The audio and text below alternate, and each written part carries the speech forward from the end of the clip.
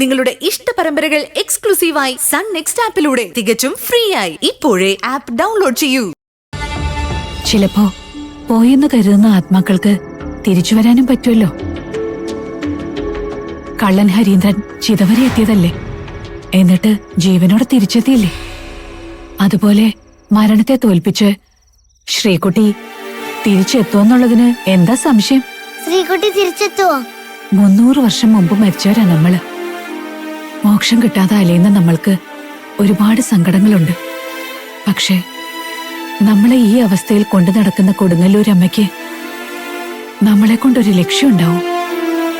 തിന്മയെ ഇല്ലാതാക്കാനാണ് ഭഗവതി നമ്മളെ ഉപയോഗിക്കുന്നത്. ശ്രീകുട്ടി ഇപ്പോ മായ മാത്രമാണ്.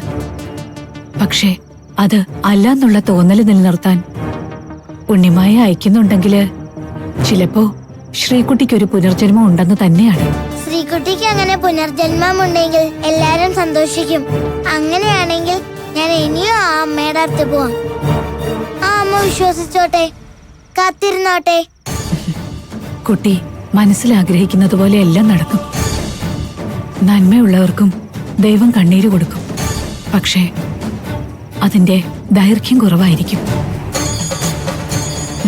അതിനും അപ്പുറത്ത് അവർക്ക് മാത്രമായി തിളങ്ങുന്ന ഒരു ചിരി കാത്തു സൂക്ഷിച്ചു വെച്ചിട്ടുണ്ടാവും.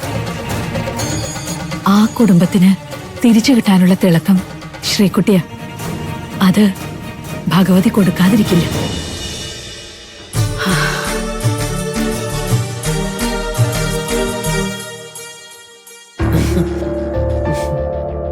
ഇതാ കഷായം, കുടിക്ക് കുടിക്ക് അച്ചമ്മേ.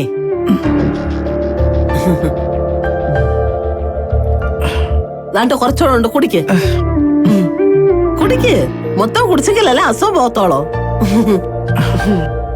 എന്താ രവമ്മേ, കുറച്ചേരം ഇവിടെ ഒന്നും കണ്ടില്ലല്ലോ. ഞാൻ കരുതി ശപിച്ച് ചെന്നിട്ട്